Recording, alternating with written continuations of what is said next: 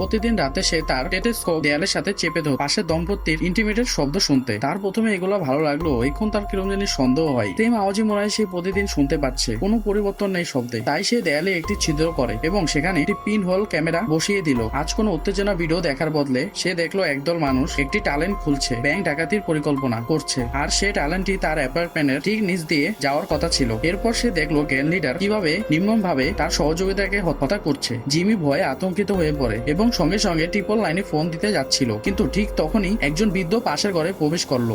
এই বৃদ্ধ লোকটি ছিল পুলিশ প্রধান এবং ডাকাতির মূল পরিকল্পনাকারী। মনে হচ্ছিল পুলিশকে ফোন করে কোনো লাভ হবে না। জিমি চোরদের লুট করার একটি পরিকল্পনা ভাবলো। ডাকাতরা টাকা বহনের জন্য একটি ছোট কাঠ ব্যবহার করার পরিকল্পনা করছিল। সে মেঝেতে একটি গর্ত করবে, আর যখন কাঠি তার অ্যাপার্টমেন্টের নিচ দিয়ে যাবে তখন সে সেই সুযোগে ডাকাতদের টাকা নিয়ে নেবে এবং পরে গর্তটি বন্ধ করে দেবে। পঙ্গু হওয়ার কারণে সে খুব বেশি চলাফেরা হতো না, তাই জিমির উপরের তলার ভাড়াটিয়ার সাহায্য চাইতে চায়। হঠাৎ সে বুঝতে পারলো যে ভাড়াটিয়ার কণ্ঠস্বর সেই মহিলার মতোই যার কথা সে প্রতিদিন রাতে গোপনে শুনতো। তখন জিমি বুঝতে পারলো সেই মহিলাকে ডাকাতরা তাকে নজরে রাখার জন্য পাঠিয়েছিল। ঠিক তখনই গৃহিণী লিসা এবং তার মেয়ে মিষ্টি বৃষ্টি থেকে বাঁচতে আশ্রয় নিতে এলো। জিমি তাদের জন্য মায়া অনুভব করলো এবং উপরের খালি ঘরটি তাদের কম ভাড়ায় ভাড়া দিল। সে কখনো কল্পনাও করেনি যে তারা আসলে গুপ্তচর। নিজের পরিকল্পনা সফলভাবে কার্যকর করতে জিমিকে প্রথমে এই মহিলাকে সরাতে হতো। তাই সেদিন রাতে সে লিসার পানিতে ঘুমের ওষুধ মিলিয়ে দিল। তৎক্ষণাৎ সে শুধু লিসাকে বেঁধে রাখে, কিন্তু সে লিসার মেয়ের কথা ভুলে গিয়েছে। জিমি নিচে নামতেই দেখলো ছোট মেয়েটি তার খোরা গর্তের ভেতরে ঢুকে পড়ছে। ডাকাতরা যদি তা জানতে পারতো তাহলে নিশ্চিতভাবে তাকে মেরে ফেলতো। তাদের পরিকল্পনা নিয়ে আলোচনা করার শুরুর ঠিক আগেই ছোট মেয়েটি সময় মতো লুকিয়ে পড়ে, এই কারণে তাকে ধরা পড়তে হয়নি। পুলিশ প্রধান বলল তারা সেদিন রাত অভিযান চালাবে। সে টহলরত পুলিশ অফিসারদের সরিয়ে দেবে এবং বারবারাও সতর্ক করলো যে সেফ ডিপোজিট বক্স 8 যে স্পর্শ করা না হয়, কারণ সেখানে উচ্চ পদস্থ লোকে টাকা রাখা ছিল।